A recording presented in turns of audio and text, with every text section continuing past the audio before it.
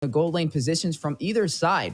Now, we know the staple marksmen that are usually kind of picked up is that Claude, is that Brody, which just got banned out. A possible Clint on the way for AP Bren could be a viable answer. All of these have definitely been, say, some problems. And I wouldn't just say for just these two teams, but overall, just one of the most highly picked marksmen in Game of Futures 2024. Yeah, for sure. And that could be a priority now for AP Bren. Maybe they pick up their marksman now because they want to keep the Ruby's flexibility from Rome as well as EXP. Maybe they snatch the Nathan, actually, because it makes a lot of sense against CC, in a way against this Lilia, because you can really dodge that so easily. And then it's a hero that is okay if there's like poke from the other side. But instead they go Paquito instantly from AP Bren. That confirms the Ruby from that's going to be the roam role here. RRQ Hoshi needs a little bit of burst type of marksman, right? So they banned the Brody. Maybe they go carry, but carry is generally not the hero against a Faramis. So I'm thinking like Beatrix or Nathan, actually, from RRQ Hoshi.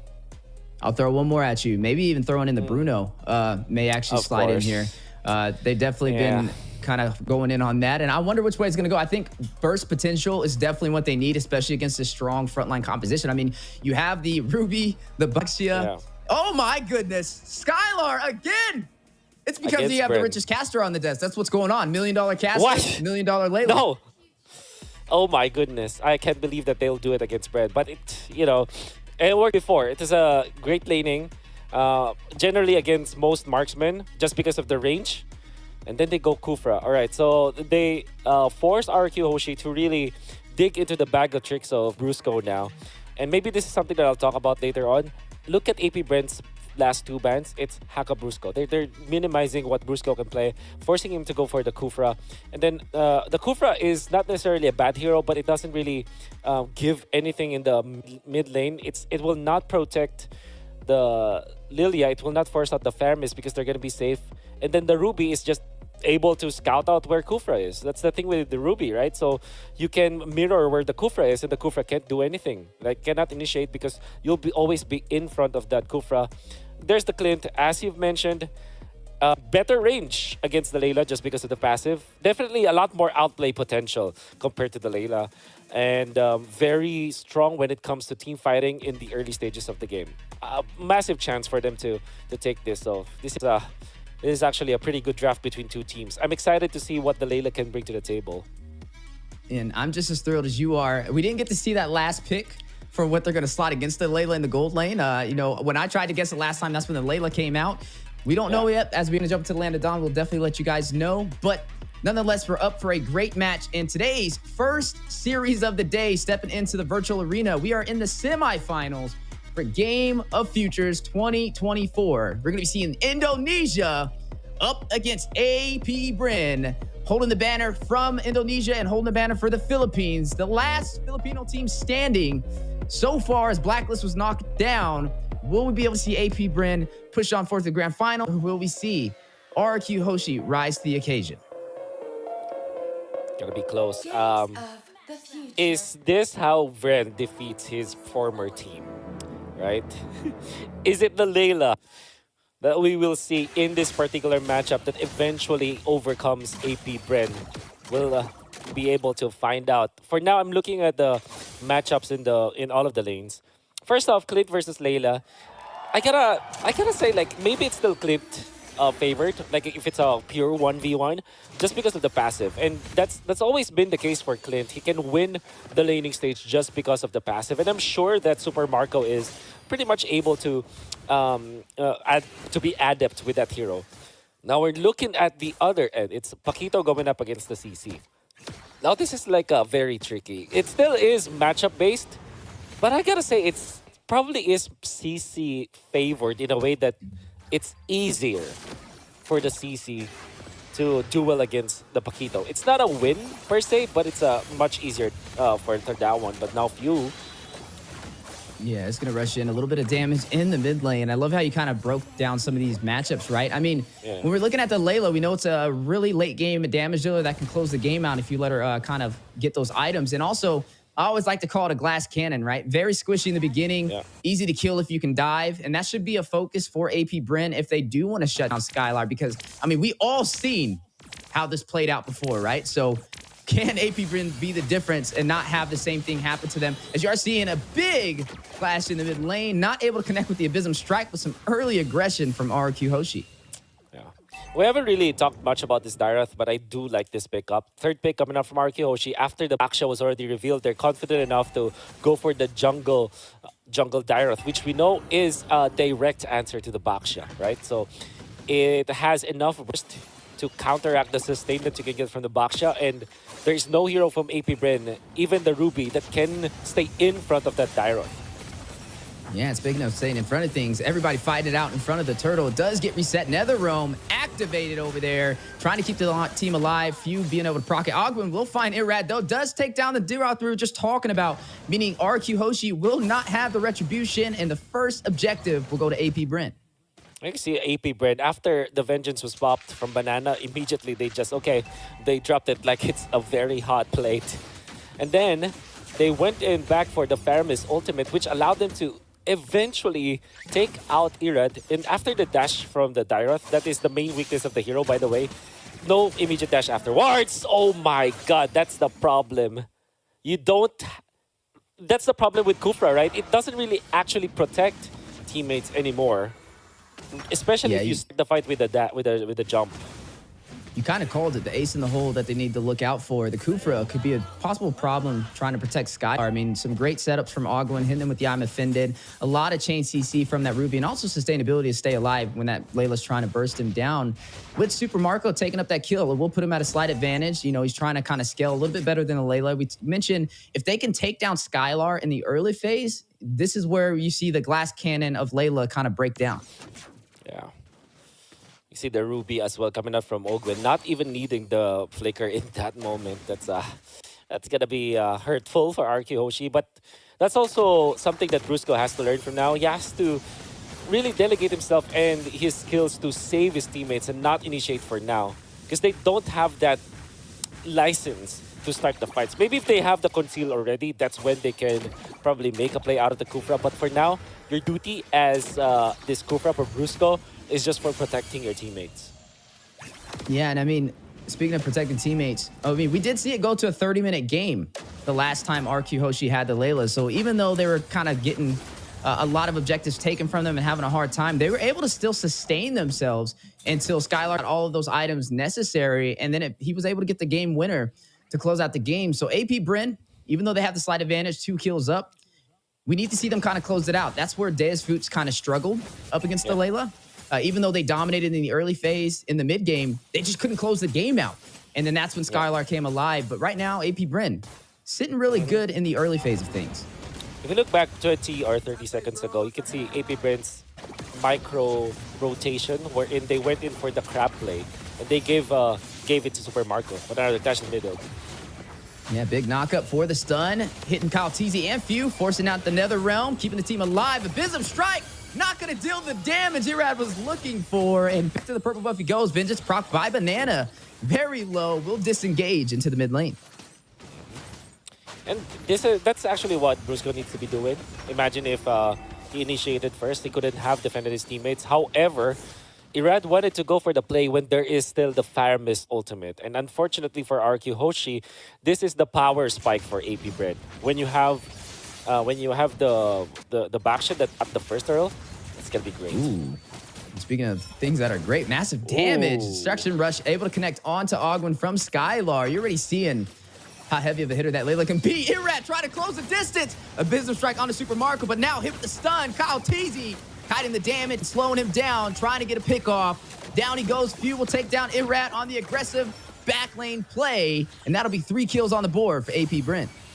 Oh man, Irad just overheating up top. You'll understand why he went for that play. He knows that Super Marco is there, but Ogwin, even with just a quarter HP or even less, he went for the heads-up play to stun Irad so that Super Marco will be able to attack for a bit, maybe lifesteal a bit, get out into safety, and then Kyle Teasy jumped into the fray. That one weird interaction is that Brusco didn't immediately jump with the Tyrant's Revenge. He waited for far too long, and that might have been the reason why Irad actually did not survive that. If because he's already in range, right, to stop his teammate, but that costed them a death on Irad. So sometimes those trade-offs, even if you maybe sacrifice your life as the Kufra, you're gonna be way better off if Irad survived that play. So that is something that really is gonna be the dilemma for RRQ Hoshi. Speaking of dilemmas, we kind of talked about earlier in the draft things AP Bren could do to shut down RRQ Hoshi, and it was definitely putting some discomfort in the gold lane and the XP lane, taking down Skylar, taking Banana. They found a kill on Skylar, and they were also able to extend the gold lead for their marksman. He's now up 1,000 gold Super Marco over him. But speaking about the lanes, Few will find Skylar, and you are seeing the chase on a Brusco. Flapteezy gonna hit him with the heavy left punch. That is going to be 2 more kills for the side of AP Bren, and now a 4,000 gold lead. Whew. It's going to bite him. And even Octa has to run away for now. And they're going to be going for the turtle. I think this is AP Bren's. Oh, Irad! Okay, never mind. Okay, the mechanic. Working on it.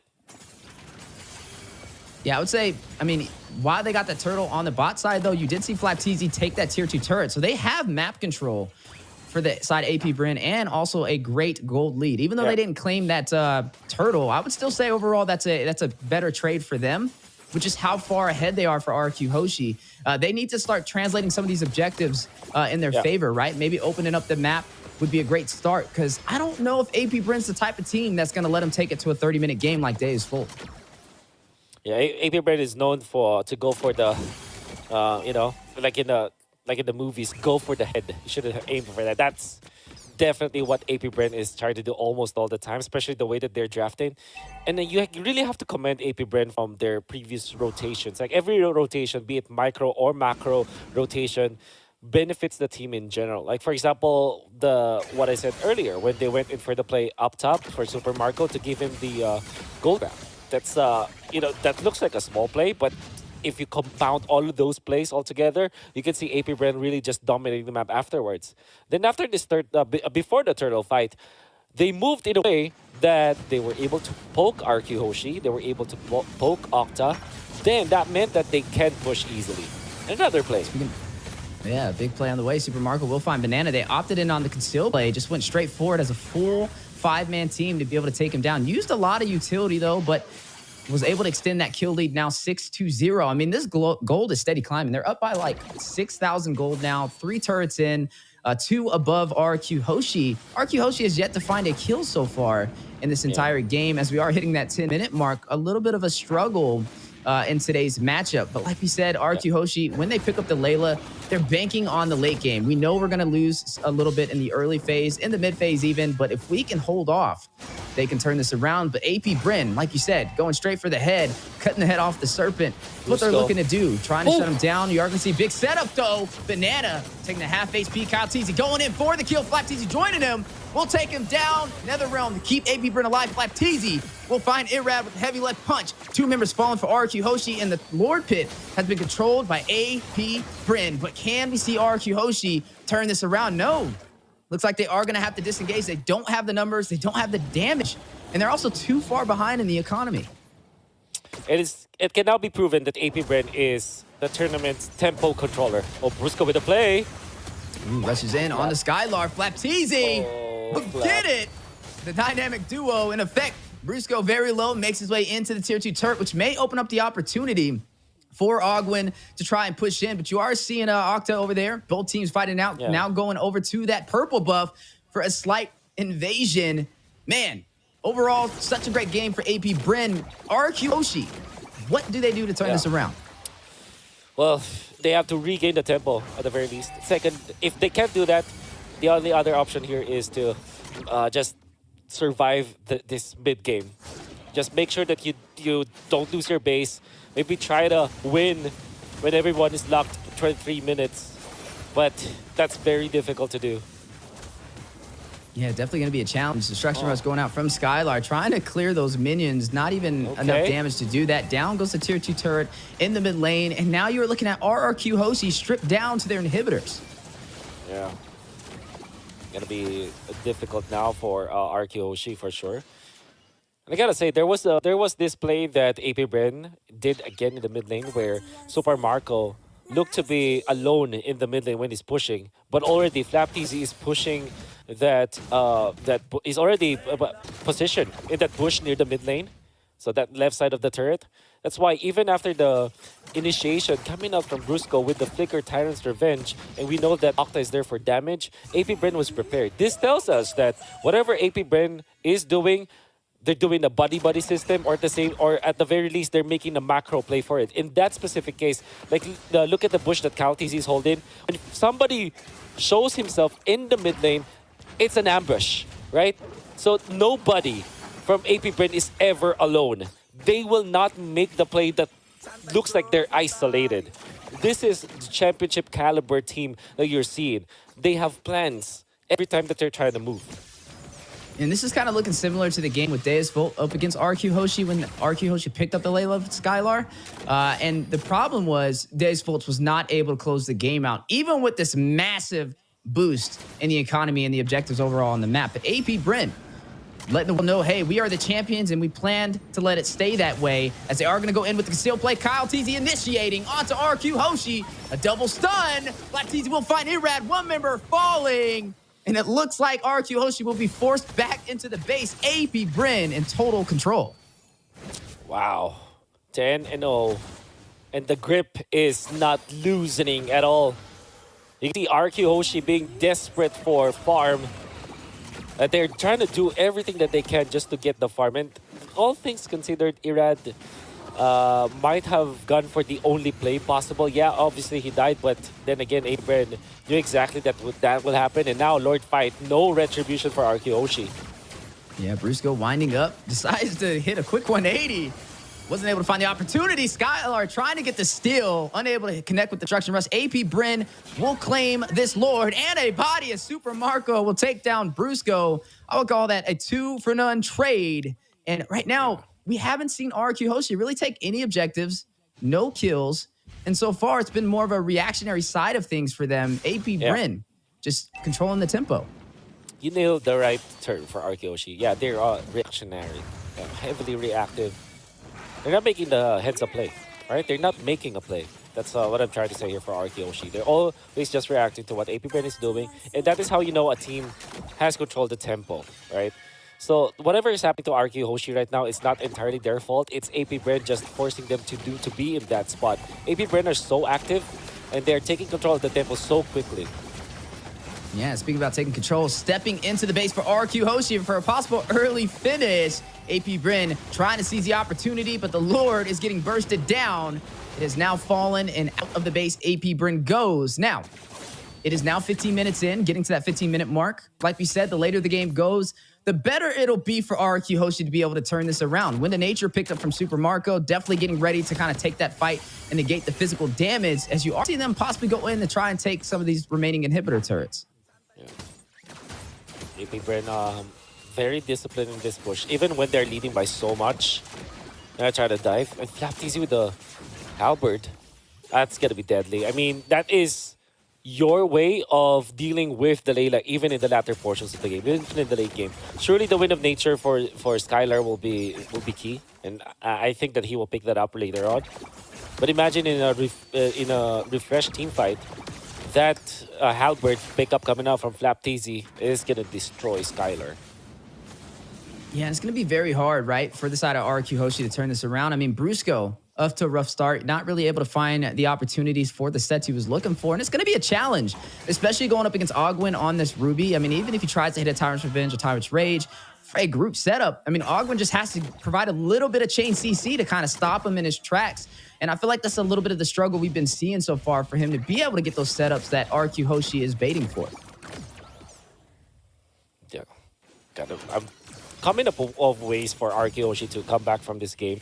The number one option, obviously, is just to rely on the late game of Layla, which is honestly not a bad idea if you think about it. I mean, that's their only way. There's really no other way for them to win this game apart from really depend on Skylar and his immense amount of damage in the late game. So how do they get to that point? My magic number is 23 minutes, where everybody's just farmed out. Everybody's just locked item, And it wouldn't matter if you lose one inhibitor or maybe all of your inhibitors. It wouldn't matter as long as you keep your base. And your defense will be there. You have the Lilia anyways to breach you into that late game because you have wave clear. Then again, will AP Bren allow that? Because so far, AP Bren, they have now the luxury to go for banana. Yeah, gonna go ahead and do the banana splits. Super Marco taking him down. Ice Cream Sunday. We'll be able to find one member, RRQ Hoshi. Tried to get that contest on that last minute Lord still. Didn't really work out in his favor, and that's gonna put RRQ Hoshi in a disposition in this team fight. Really questionable play coming up from Banana going for that. I mean, they have already conceded the Lord. It didn't have to really look into that Lord, knowing that there's a lot of catch from AP Bren. You have Kyle TZ, and you have Ogun with the Flicker and Flap TZ. Then you're a CC with only one legitimate dash. So, really questionable play coming up from Banana out there. Yeah, and AP Bren holding the banner for the Philippines, trying to find their first game of the day up against Indonesia RRQ Hoshi.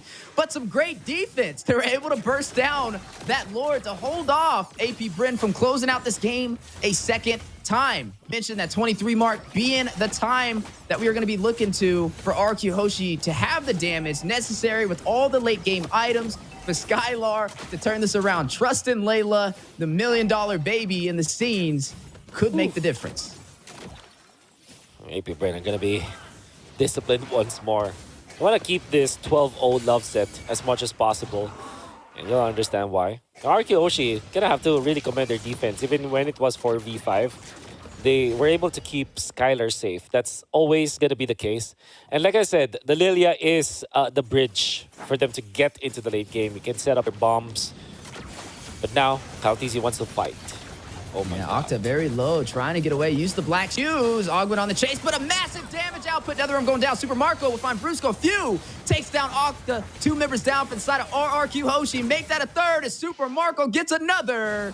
Is going to go ahead and shut down Irad, leaving Skylar and Banana, the side laners who have been dealing so much damage in Game of Futures 2024 by themselves. AP Bren, Kyle TZ will shut down the $1 million baby. Skylar will fall. Banana trying to get away, but running the wrong direction. Looks like he won't be able to contest. They're just going to let him get out of there. He's not going to be able to recall back. Few still will get the kill and a full wipeout against RRQ Hoshi. AP Bren takes game number 1.